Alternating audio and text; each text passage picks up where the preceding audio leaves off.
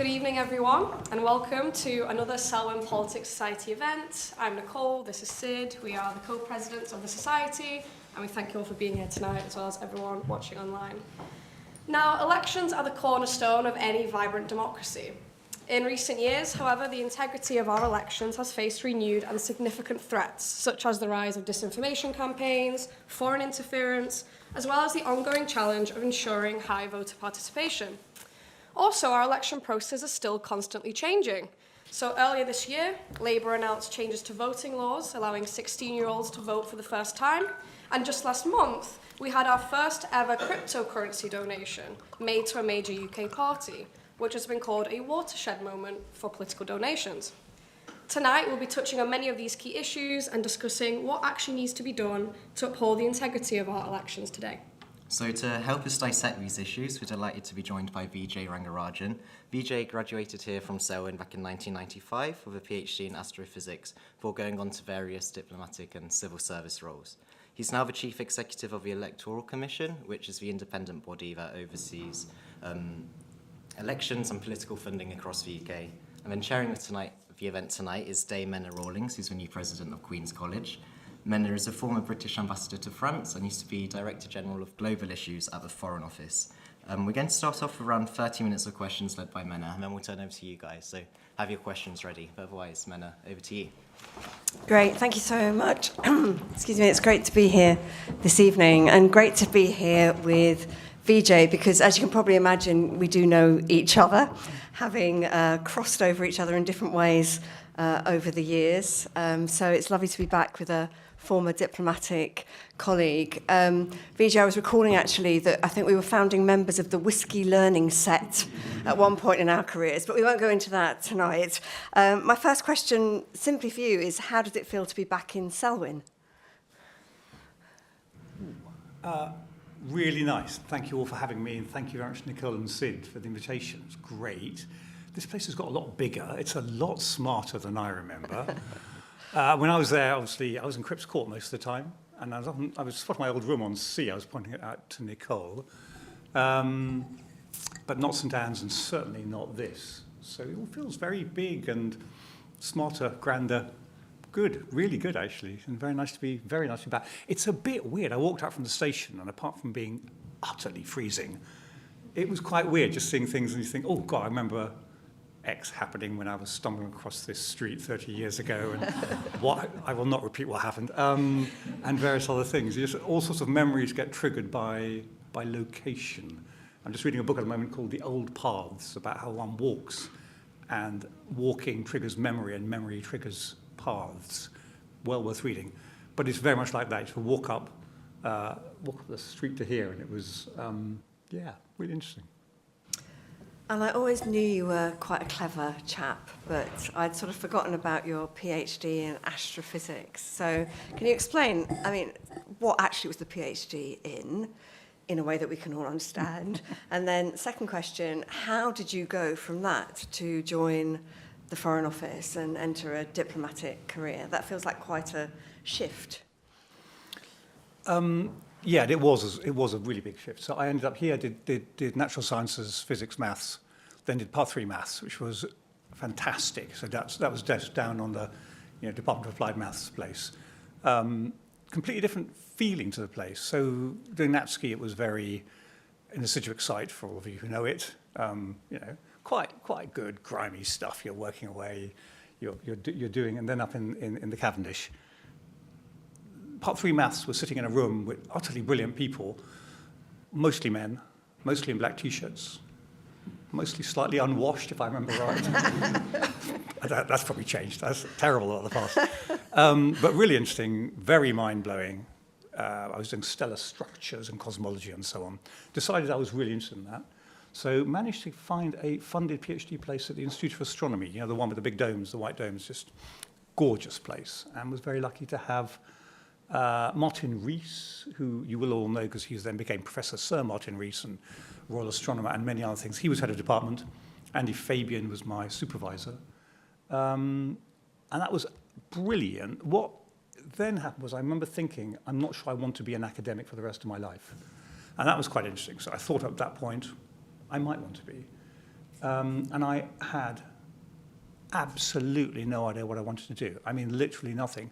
So I simply scattergunned. It was the only obvious thing to do. CVs, I remember interviewing for building firms, for banks, civil service,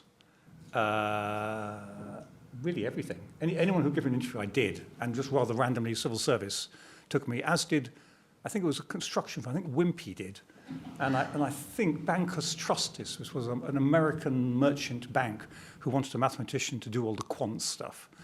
And if I'd done that, probably ended up burnt out by 35, but very rich. Probably not the right thing to have done.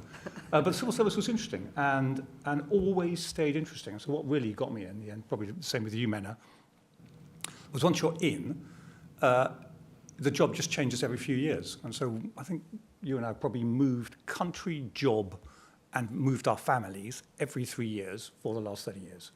And that's a bit of a strain, and it's a serious planning challenge at times, but it never really gets boring. So that was what happened. And I just took it job by job and thought, this is still interesting, so I'm going to stay. Yeah, no, I very much recognise that. And you're just talking about the different paths you could have taken. There's a novel, some of you may have read, by Matt Haig called The Midnight Library, which is just a reminder that in a way every path that we end up on is actually very random. Yep. And there are a zillion other different pathways out there, and that luck plays such a big part as well in where we end up. But I am going to start asking about the Electoral Commission in a minute, I promise, but just tell us, if you can, just sort of what inspired you or motivated you after all those amazing experiences and those 30 years to take a step away from the civil service and to go into the Electoral Commission at, as we've heard, such a sort of challenging time, I guess, in our democratic history. So it was both sort of attraction and repulsion, to be honest. So I had done an amazing job. So, I mean, when I'm talking to people who are in the civil service, I say, there is no such thing as only international policy, and there is absolutely no such thing as only domestic policy, and there's absolutely no such thing as local policy. So to solve any real problem, I think you have to work on 5 levels simultaneously. And if you don't do them all right, you will fail. You have to work at the international level. You have to work at the national level. You have to work at the kind of devolved level. You have to work at the local government level, and you have to work at the individual level. And if really, you take anything real like climate change or immigration or, I just can't think of anything. You have to be able to work simultaneously. And so one of our jobs is to connect all of those things up. But the way that most governments work, and certainly the British civil service works, is you get people who are very good at international but really don't do domestic. People who are incredibly good at local government but have never been abroad. Never worked abroad anyway. And I think that's a weakness. So at one point, when I was in Brussels, and I did a lot of European policy, my first job was on European policy, negotiating what you may have all heard of, the Amsterdam Treaty, probably not. Very interesting treaty. I remember I was getting so specialized at that point, I was the little in-house expert on qualified majority voting. I think it's probably because I was the only mathematician in the team, and they said, well, he can add up, so we'll put him in charge of voting systems. Got me interested in voting, though. Really interesting stuff. And then later from Brussels, I had a chance to go back to work for Jack Straw in the Ministry of Justice when it was being set up. And that was on a weird job, wonderful job, called Constitution Director. And there is a group of civil servants who try to hold together the sort of, what shall I say, slightly skeletal remnants, bits of body parts of the British Constitution. And you do things like run elections, do human rights, work with the judiciary, all these sorts of things. And I love that job. It was absolutely amazing. It was at a time when there was a lot of change going on. So we had the 2010 coalition coming in. We set up the Supreme Court. All sorts of, did a remarkably unsuccessful referendum on the alternative voting AVR. That was not a good referendum, should we say kindly, because nobody liked the options at all.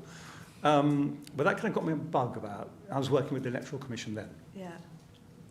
So that was, and the attraction was, there is a similar, as Men has already mentioned, there's a similar political moment now. There is a lot of change about to hit us, and it's really interesting to be involved in that and help make it work, and help make it work really for voters. That's kind of our role. The repulsion was a little bit after 4.5 years of being Menna, full disclosure, was my predecessor on some of this. 4.5 years as Director General in the Foreign Office, and I ended up did COVID, did climate change, which I loved. Then ended up doing the Middle East, which was just really difficult. And 4.5 years of that, I thought I need to get a bit of personal life back and a bit of mental space, because the stresses of that kind of job, particularly, I don't know how many foreign secretaries we had over that period. Several. I kind of lost track, but we had quite a lot, and that was quite hard work. Yeah. So there was a bit of thinking, I've just got to, I've done enough. Yeah. And then this job came up, and it is fascinating, because you could see that it was very likely a Labour government would come in. They had already said they were going to do votes at 16. They're interested, and had some interesting things in opposition. And actually, so it's proved. We've got we'll come on to this. There's a big bill probably coming next year, which will touch on all these things. Yeah. We will come on to that in a sec, but I just wanted to ask you what another colleague of ours used to call the mum question, which is, what do you actually do? So as Chief Executive of the Electoral Commission, can you sort of tell us something about what an average day looks like? What do you actually do, Vijay? So fundamentally, all these jobs are remarkably similar. You run an organisation of people, and so most of your time is spent running people and managing people and trying to get people to work nicely with each other and well with the outside world. So the Commission does three basic things. It oversees elections, so sets some of the rules. It regulates, and this is the hard end bit of it, it regulates political finance and political parties. So when a party takes, or a politician takes a donation they shouldn't take, and often they try and hide it, we will try to discover it, and then we will find them. And then if it's serious enough, the police will prosecute them, and that's happened plenty of times. So that's the hard end part of it. And the third part of it is we try to make a lot of politics visible to voters. That's basically it. The best disinfectant, as they say, is transparency and so on. If you publish everyone's donations and you publish the names of the donors, it's amazing how politicians think, well, do I really want to accept that donation or not? I don't want to be associated with that donor.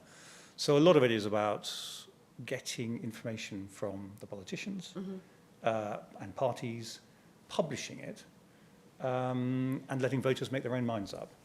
Yeah. And there's a third part where I think we're getting more, fourth part, we're getting a bit more involved now, which is, and we'll probably touch on this more, there are a lot of threats to the democratic system. And so we're trying to do a lot of the thinking, because we've got people who believe in it, are expert in it, understand the law, understand the practicality. So what do you actually do about an issue like politicians getting massively abused in the street? Yeah, we're going to have to do something, because it's putting off a whole lot of people from being candidates. That is a big problem. It's getting worse and worse and worse and worse, by the way. So when you have an issue like that, what do we actually do about it, and who needs to do what? May not all be us, but we can at least start to give some of the answers on that. Yeah, really interesting, thank you. And we are going to come on to some of those sort of broader issues around sort of threats and challenges, but I just wanted to ask you, hopefully this is a simple question. Man, I didn't ask you, what did I do today? Oh, sorry, yes, So, go on, yes. I went into Westminster. Yeah. I saw the chair of an all-party group on Northern Ireland, because this big bill's going to have a lot on Northern Ireland, and she wanted to know what on earth is in the bill. I then saw a journalist, because she wanted to know a lot about what was going on. I then had a meeting on deep fakes. We're very dispersed around the country, so most of our meetings are just on Teams. That was another one. Then I did an awful lot of emails. That is one of the downsides of the job. But it's things like we are asked parliamentary questions or media questions on almost everything, and we have to reply to those. So there's a lot of saying, are we happy saying this, releasing this information, and how do we actually do that? Sent some evidence to a parliamentary committee, and I got on a train to Cambridge, which was delayed.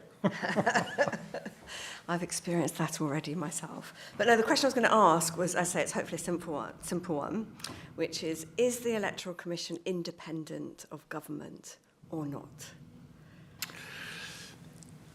So the short answer is yes. And that's because we're a very weird organisation. We're set up to be highly independent.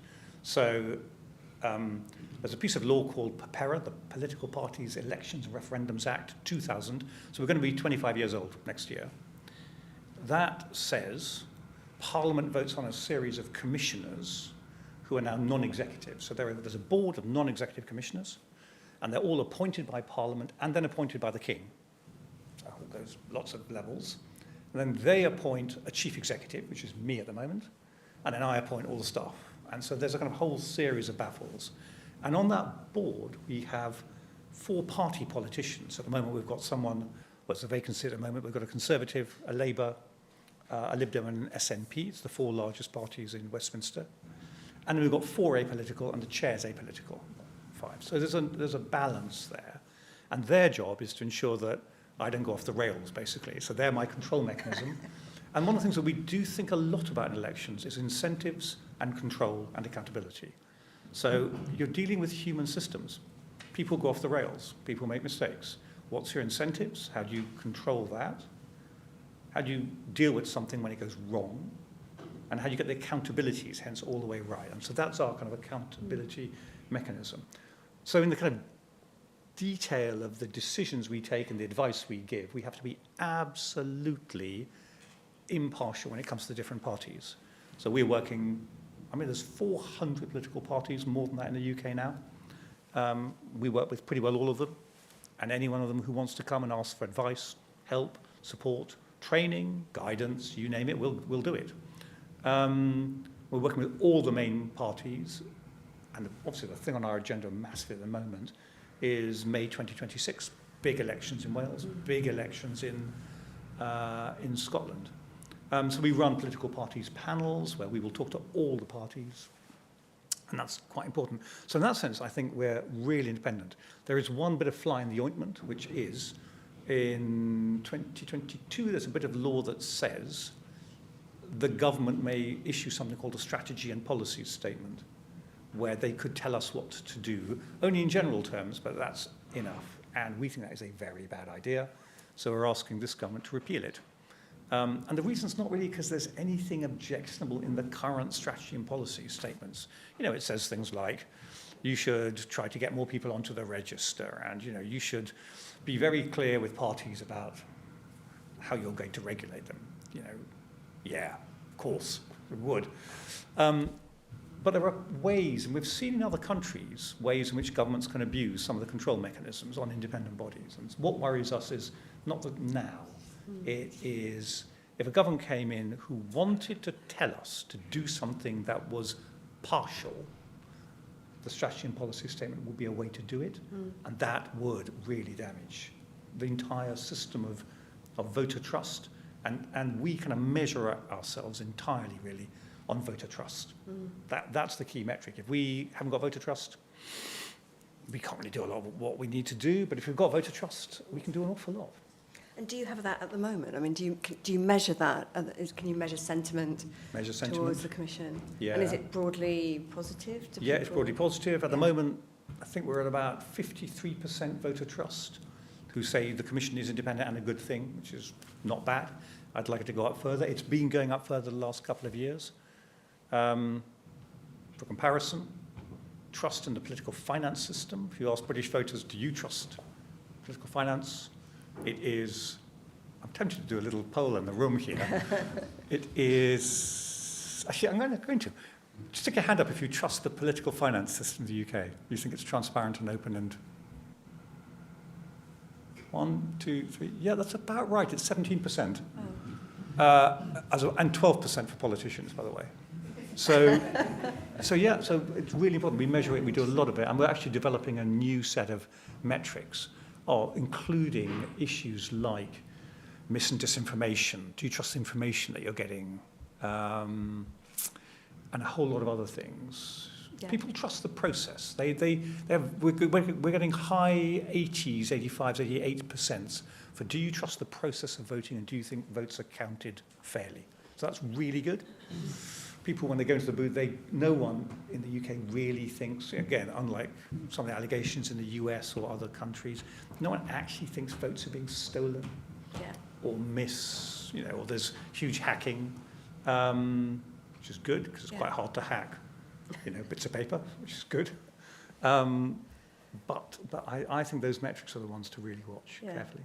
That's really interesting and quite encouraging, I think. But let's not run out of time before we do talk about some of those sort of broader dangers to democracy. So, talking of polls, I was looking at the latest Ipsos Knowledge Panel survey of 9 countries, which says that in the UK only 26% of people are satisfied with how democracy is working. That's higher than France, where I was previously, which is only 19%.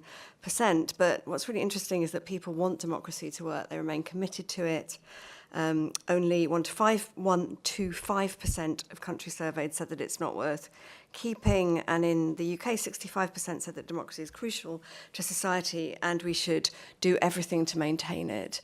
So just sort of taking a step back, Vijay, from the sort of, the day-to-day work, what's your sort of perception of that from where you sit? What's driving, do you think, that sense that democracy is somehow failing? And as a sort of subset of that, what do you see as the biggest sort of direct threats to democracy in the United Kingdom? Sorry, and I know that's like, a massive sort of set of issues, but something on those lines would be really great. Thanks. So the things that we measure, which I think are working well, and there's a bunch of things which are not, turnout is falling. It's been falling very steadily for the last 30, 40 years. It's not low, but it's going down steadily. So how do we get turnout to be enough? I don't detect anyone saying we want to move to the Australian system of compulsory voting and so on, but there's a sort of, how do you energize people to want to vote? I'm going to come back to one, not silver bullet, but important answer at the end of this one, Menna. Yeah, please. Mis and disinformation is probably the single thing which is rising and is the single most worrying thing. And it's partly because people can't trust the information they see. They can't even trust a video of a politician saying something. That's going to really be difficult. So how do you actually get a cleaner information environment for people where they actually think, I can interact? Now, the third real challenge is, as I kind of touched on it, the abuse and intimidation of politicians. It's getting rapidly worse. In the past, most of our candidates at local level or for Westminster, for the Senate, for the Scottish Parliament, would walk down streets alone, talking to voters, knocking on doors. A lot of them are choosing not to do that because of the sheer amount of grief they get when they do that. And we're seeing behaviour changes. We survey all candidates after every election. And we're seeing that abuse is coming really heavily in person and online, tremendously directed. It's directed at women candidates and ethnic minority candidates. And that is putting off those groups being candidates. Yeah. It's also changing their campaigning behaviour. So most of the women candidates said they had changed their behaviour and would no longer walk down the street alone. Now, our system is built on people interacting personally with candidates. That's why constituencies are quite small. It's what the politicians enjoy. A lot of them get their kind of energy from that. So that's a real long-term worry. But there's just been the Speaker of the House of Commons, Lindsay Hoyle's just run a thing called the Speakers' Conference, which is given some really good ideas. How do we tackle it? There needs to be we need to do quite a lot. The police need to do a lot. A whole lot of bodies need to do a lot. Actually, the political parties need to as well, which is stop being quite so nasty to each other in public. Because other people think, well, if you shout at that person, well, I can too. That's not great. So there's a whole lot of things I think we need to do. On the plus side, though, people trust the system. They like democracy. They know it works. I think they don't think it's working for them because they haven't felt living standards rise for a while. So most voters are very focused on sort of output legitimacy. If the system works, I'm going to get better, feel better. My potholes will be done. My local council will do what I want it to do. And that hasn't been felt for a while. Yeah. We do have one incredibly valuable thing I haven't touched on, which is losers' consent. So there are very few countries in the world. I mean, take, last July, 2024, 650 sort of cold, drafty town halls at about 4 a.m, you got every single candidate standing up on stage, returning officer reads out the result, and all the others go, yeah, it's them, not me. All of them. We basically had 100% losers' consent. And that is really precious, because you've seen in many other countries, lots of challenges afterwards. We didn't have any legal challenges to the election. That's one of the metrics we measure. We had pretty well 100% losers' consent. Grumpy, but that's fine. You can be grumpy. You can think, oh, God, I wish I'd done that, or they did something wrong, whatever. But the fact is, you are on a stage at 4 o'clock in the morning, and you consent to that result because you've seen every step of the way. You can have recounted every ballot however many times you like. And I do think that's really precious. We've seen in the States a lack of losers' consent. That's a real worry, because at that point, legitimacy starts to differ. And I do think we've got legitimacy. So how to actually build on all this? My one thing that I think we are now doing, and it needs to happen really well, is much better democratic citizenship education across the whole UK. And Votes at 16 is a fantastic opportunity for this. So we're working up a really big program. We're going to test it in a whole lot. We've got 300 schools. We're currently discussing what should be in it. And it's going to try to help everyone in the end. This is the dream. Everyone from about 11 to 18 should have proper citizenship education, which should say, these weird things called politicians, it's why they're actually quite important. They do actually matter. They do actually do things to you. But look, you can do things to them. It's called voting. That's a really good message. Then there's a part of it which is digital literacy. Where do you get information from? Don't trust everything you read on Facebook or WhatsApp or Snapchat or Insta or whatever it is. And the third part, which is do argue with politicians. Really do argue with politicians. Tell them they're wrong.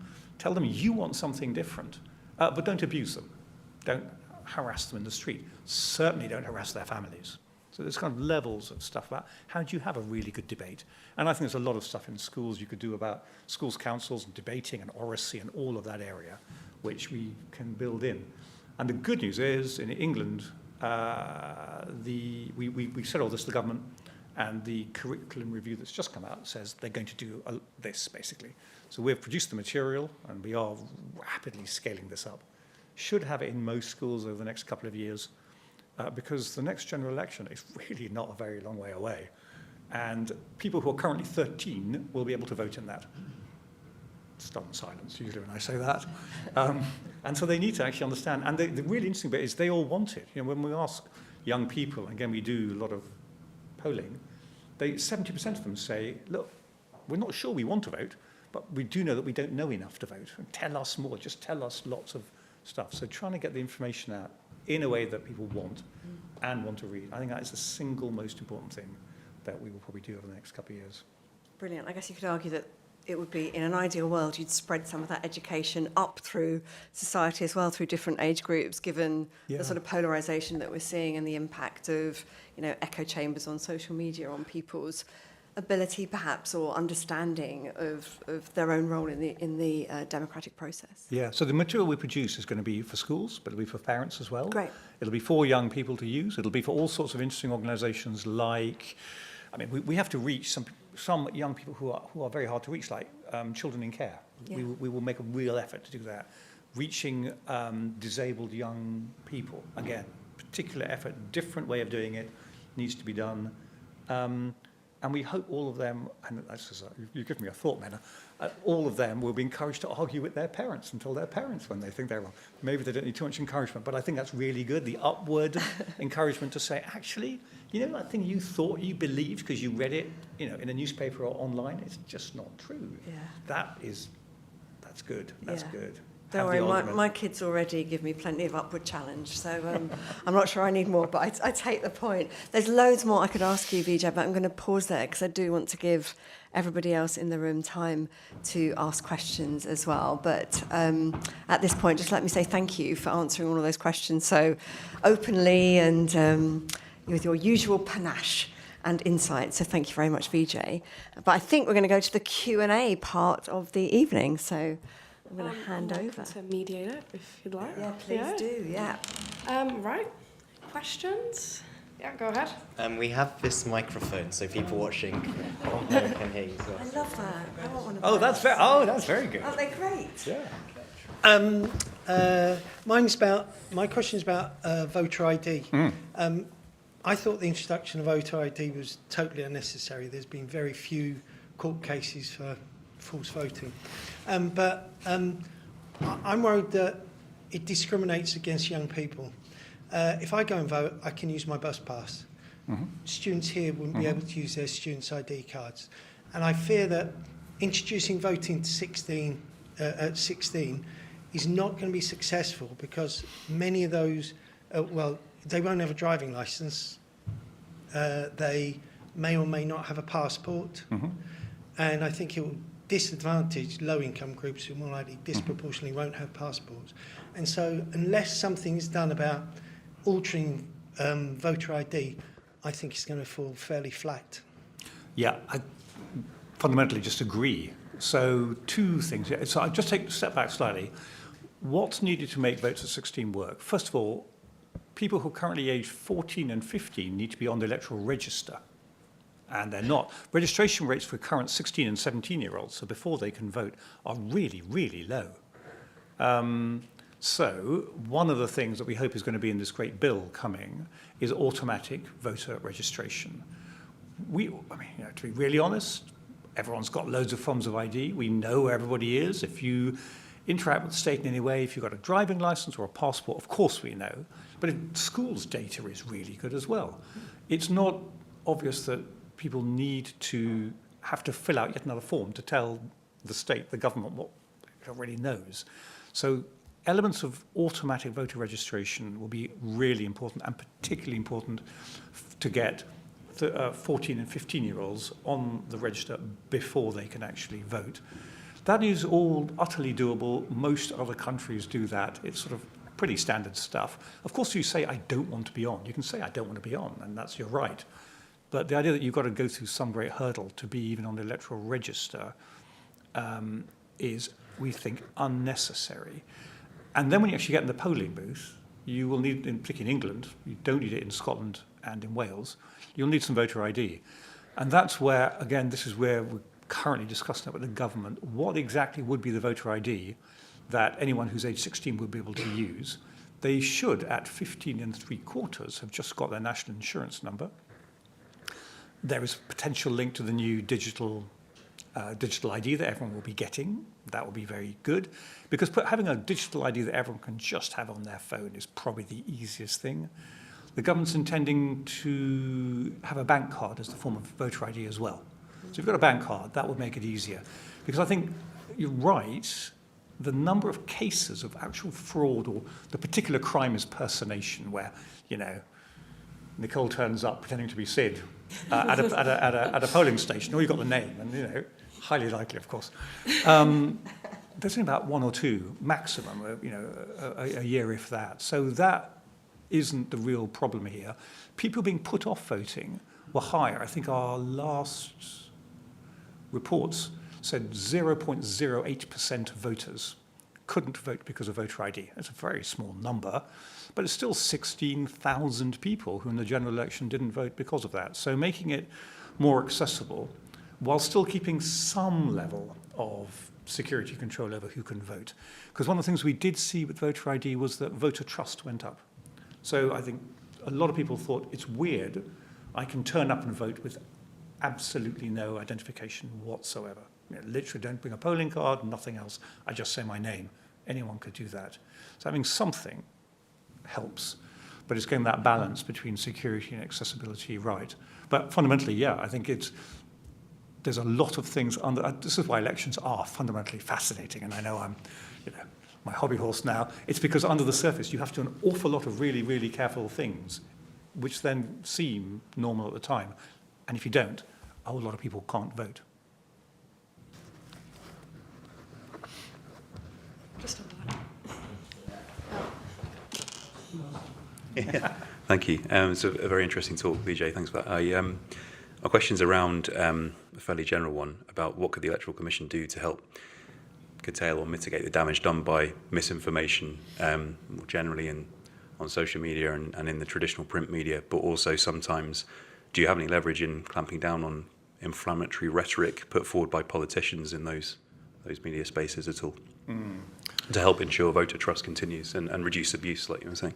Yeah, no, this is a big issue. We can do some things, but by no means all. So just to unpack this a little bit,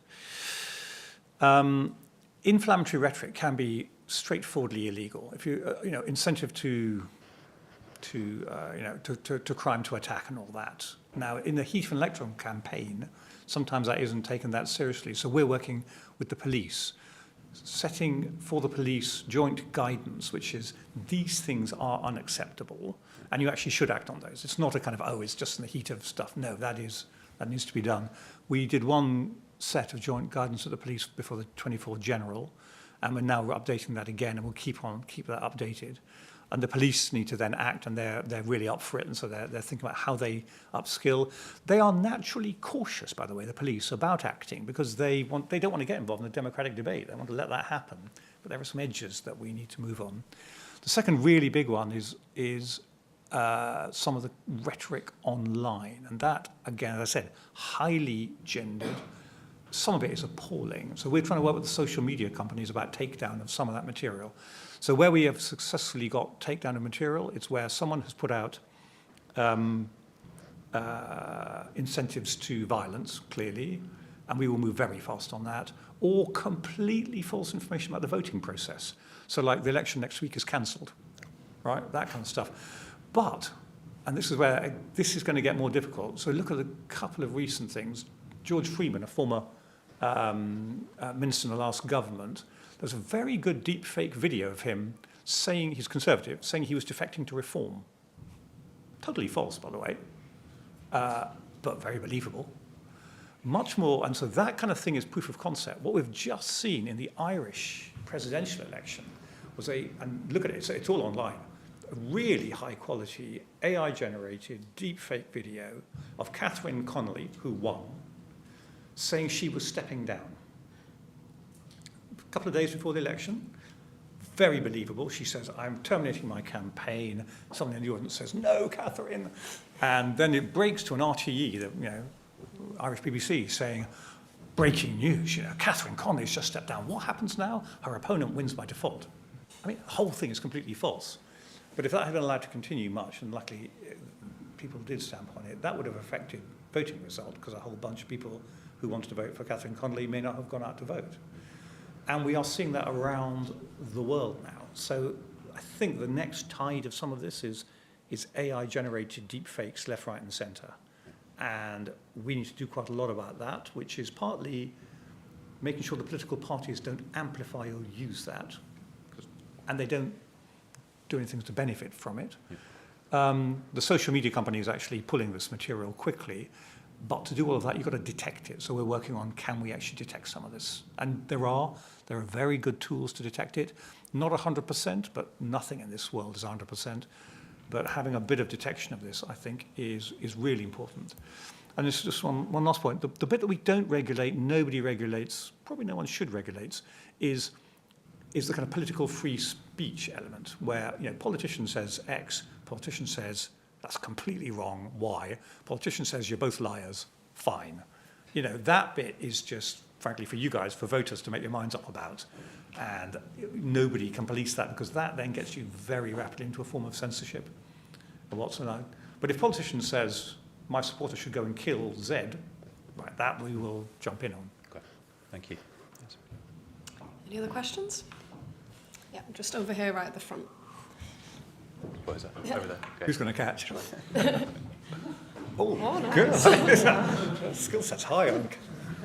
Oh, thank you so much. It's great to see you.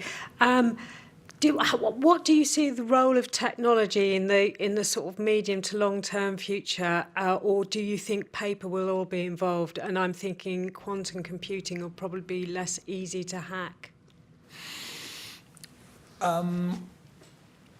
Maybe, and I'm going to dredge on my long-term past as a sort of cryptographer wannabe. I think things are difficult to hack for a while, and then they become easier to. But much more fundamentally, I think we're going to be voting on paper for a very, very long time. And there's some really fundamental reasons to that. I think the first is just fundamentally voter trust. People just trust the system, making a shift. Countries that have made the shift or thought about it have backed away from it a bit. I had my Swedish colleague in town earlier this week, actually, talking to the Finns, talking to the Estonians, talking to the Moldovans. I've just signed an MOU with the Ukrainians. We basically all think we're going to keep voting on paper. And it's because the consequences of a hacked election are just too bad in terms of trust and trust in the system. Having said that, everything around that you can make as easy and online as you possibly can. So, information about where you should go and vote. I'm really keen to get much better information out to everybody on their phones about where polling stations are, that an election is coming. Because at the moment, if you think, when's my next election, you will find it quite hard to work that one out. Where is the entrance to my polling station? We had people going round and round at the General trying to find the entrance. It was there. It was just, down an alleyway through a pub, and then you finally get to this polling station. It does sound a bit like trying to find the entrance to a Cambridge college, if I may say so. Yeah. And then making all the information that we already make public, make it really accessible to people. So, for example, do you want to know what political donations that candidate has received? You should also just get it straight away. So all of that can be made quick, free, on your phone, just immediately. And so that's where I think the technology will really help. The links with ID and digital ID, again, I think that would really help. We've got a very old-fashioned electoral register, and modernising that will help things like, you may not want to go to a particular polling station on a particular day and vote. You may want to vote a couple of days earlier. Very hard to do at the moment. You might want to vote in a local supermarket. The government's doing a couple of trials of this at the May elections. You may want to vote as you go off to Cambridge railway station to get on your delay train, and we'll put up a polling booth there. We can't do any of that at the moment. Future decisions, because the register's so bad. So again, we've got to improve a lot of that. The other place where I think the technology is really going to come is in how information is served up. So using AI to, for example, translate everything, or to explain guidance, or to give people multiple levels. It was very interesting I think it was the Indian election last year, one of the candidates set up an AI chatbot to take his manifesto and answer questions on it in any Indian language, of which there are very many, just like that. Now, that was not misleading voters. That was helping them understand what he stood for. So I think there's a lot of use of this for good.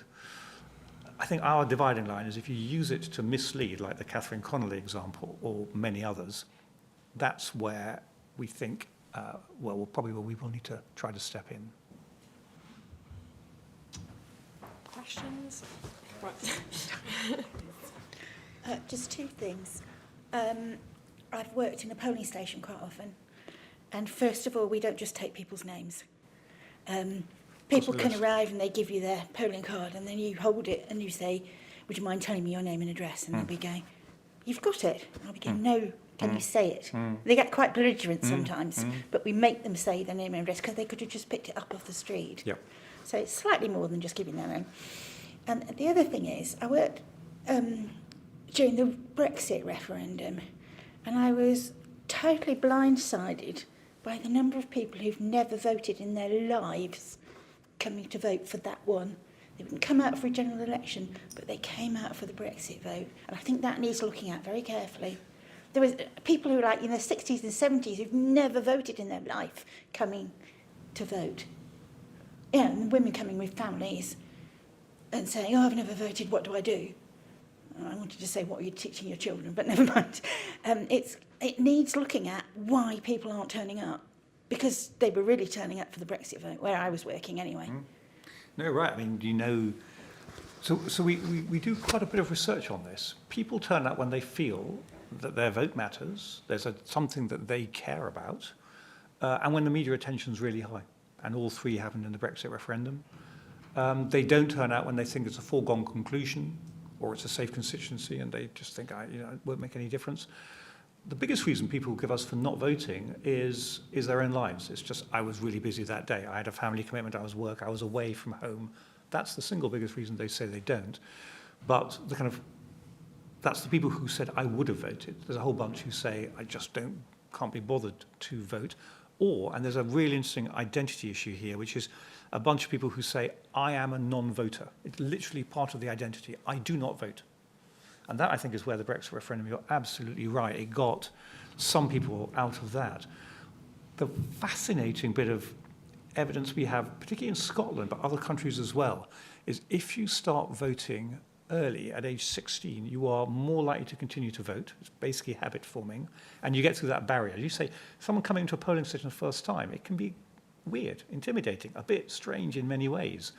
Probably for most of us it isn't, but for many people it is. And if you get that early, people will then find it normal and will continue to vote. So we definitely saw a peak in continued political interest and voting by those who voted in the Scottish referendum and who voted at 16, which you will hear a lot about when this bill comes in, because there'll be big arguments on votes at 16 both ways, and that'll be one of the arguments on that side. But some very interesting data.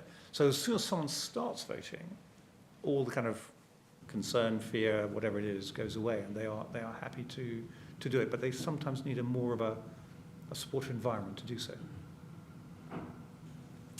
Any other questions?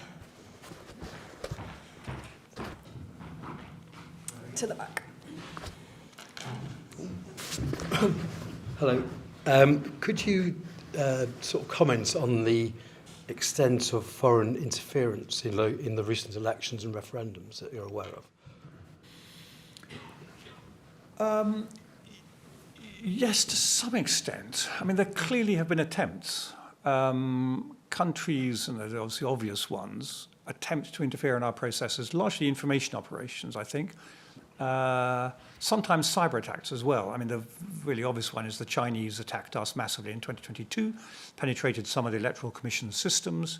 We have spent, you wouldn't believe how much money and effort cleaning those up and making them pretty hard to get into now. Nothing's impossible, but this is about the highest level you can get to. So there's a lot of definite interest in both the data that we in political parties, the electoral registers, and in influencing the outcome. It tends to be a bit sporadic, so some don't matter, some they will try something on. There's a second interesting attack avenue, which is getting money in, so funding various bodies, funding think tanks, which is fine, but funding political parties, where we ban foreign donations, basically. You have to be a permissible donor on the UK electoral register to give money, but people will attempt sometimes to sneak around parts of those rules. None of those so far, we think, has actually changed the outcome of a referendum or an election, or even a local, in a single constituency. But there's a giant but there. But it could. Other countries like Canada have seen what they think that happened. They've done whole investigations into them. And I think we are seeing an increase in the sort of attack rate. So to give you a sense of this, on election day in July, I think our websites had 63,000 attacks. And we had 2 massive denial of service attacks coming just before, because if they could take down some of our core systems, that would have impeded people voting and impeded some people working. So that sense of external challenge on some of these goes up and up and up and up. It's one of the things which, and this is much more exciting than it sounds, when electoral commissions get together, we do spend quite a lot of time on, information security, foreign attacks, what can we all do about it? We're all trialing and testing different things because it is moving very quickly. And we all have to be pretty armoured up, I think, against this going on. And it's one of those things that just given that attack rate, it just brings us back to your question, which is, let's stick with paper for the time being, because I would not say I could guarantee a system which was electronic voting at the moment, because I just can't see where this is in a couple of years' time. Thank you. Could we try and pass it along this way? We could.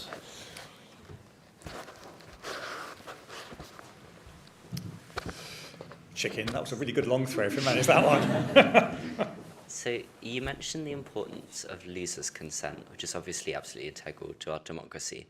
We saw the recent legal challenge to the Runcorn and Helsby by-election result. Do you think there's a risk of us moving towards a drop in losers' consent, and are we well equipped to deal with that? there's definitely a risk, which is why I mentioned it. I think it's a really precious thing we need to maintain. I don't think I can see it coming soon or quickly, but it's, again, one of those things that the kind of political culture of a candidate who, you know, they have sweated blood, they've pounded the pavements, they've put their entire personal lives on hold for months before, and it hasn't worked, right? I'm not talking about kind of, you know, a Count Binhead or a Monster Raving, because they didn't expect to win, but the ones who did. I mean, personally, I find it admirable that they stand up there, and it's cold, and it's late, and they haven't slept for 48 hours, and they stand up and say, okay, no, that person was fairly elected. Don't think we've detected people moving away from it. What's quite important, though, is several things that contribute. One is, you know, literally, you can scrutinise every ballot paper. I mean, one of the really fun tables, and again, I'm using fun advisedly here, fun table in a count is the disputed ballot paper one. So you get the ballot papers, someone's sitting there, all the parties, all their agents, their candidates are looking over this. So, you know, someone's taken a ballot paper and drawn in, usually, an enormous great sort of cock and balls on it. Right, that's not a valid vote, by the way, so don't put it away. But there's a very famous case. Someone had taken a ballot paper, and by every candidate, I won't say the word, had written not something very rude, and then, sorry, by every candidate they'd written this thing, this thing, this thing, this thing, and by one candidate they'd written not that. That was a valid vote. Now, and that is because the fundamental rule that we have and that the law says is, can you discern the voter's intent? If you can, it's good enough. Don't really care how they've done it. I don't advise doing it because, you know, it does depend and it makes life a lot harder. Much better put your tick or your cross in the box. However, that is really quite fun to watch. And again, because the candidates, their agents, and everyone else can see that, in the end, everything stacks up. They can look around and think, that pile of paper is bigger than that pile of paper. I know where I am. And it's harder to do if it's on a screen. That fits, particularly when you just got to imagine, you know, I don't know if any of you have been in a count, you probably have, but it's, you're tired, everyone's a bit emotional.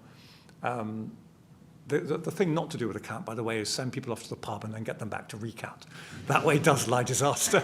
That almost happened once. But you really want people there and just get it done, get it cleanly done and out of the way. But so far, that is good. The point you mentioned at the Runcorn by-election, it turns on, every now and then a kind of point of complex law comes up where you're not going to sort that out on the night, and you do need a way to just clarify really complicated bits of law, and that's the point of election petitions afterwards. And it's fine, and that helps because it's the sort of self-correction mechanism for the system that says, we weren't really sure about that. Well, we're going to have to go back and double check, and then there's a long improvement process. We then incorporate that into our guidance. We train the political parties, we train returning officers, and make sure that doesn't happen again, whatever it was. I've probably got time. There we go. Right here at the front. So have a throw, Ben. I might not.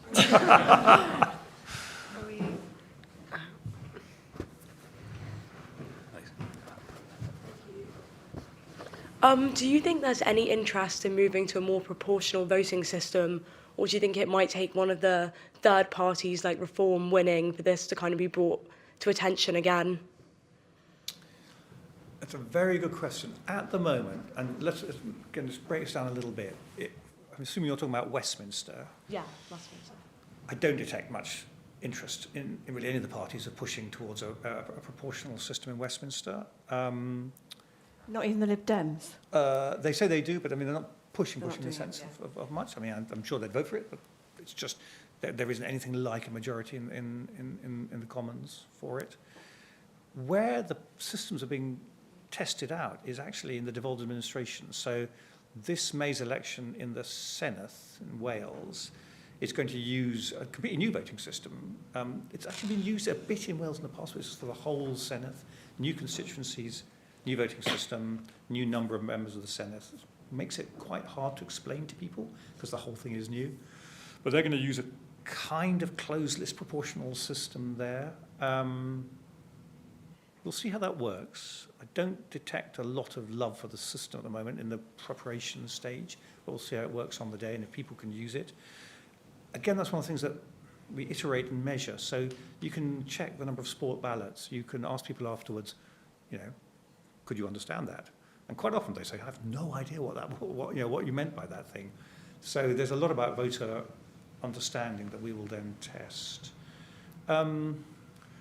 It is quite hard to see the political circumstances under which you get enough of a House of Commons to say we're going to change the voting system. And the other interesting thing was that 2011 referendum on the alternative vote.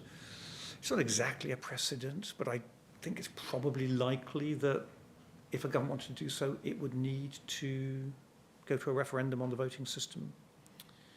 And there isn't really a very strong majority, I think, in polling, but people haven't really concentrated on it, that says we've got to change the voting system. There is one enormous but, I'm going to say, okay, on this one. However, it is very much first past the post. It's more predictable if you've got 2 or 3 parties. If we end up with 5 parties, all at about the 20%, 25%, then life gets really quite unpredictable. And it may be that over time people think, well, actually, there's a better way of doing that. But that depends on this current pattern being sustained, and it hasn't been in the past. We always, partly because first past the post forces it, but partly because people think like that, we default to having 2 relatively more dominant, very broad church political parties in the UK. And I think people slightly prefer that.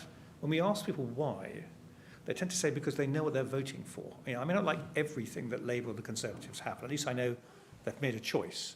If you go for a very proportional system, those choices are made after the election in a coalition negotiation, and you never quite know what's going to come. But it does depend on political culture, I think, and you know, we've got one, and those are very hard to change over time. Thank you.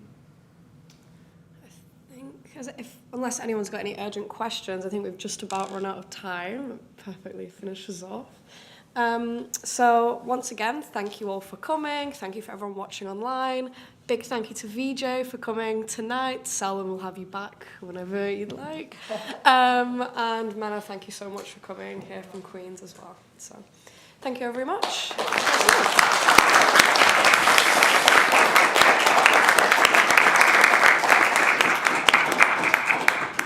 Thanks, Nicole.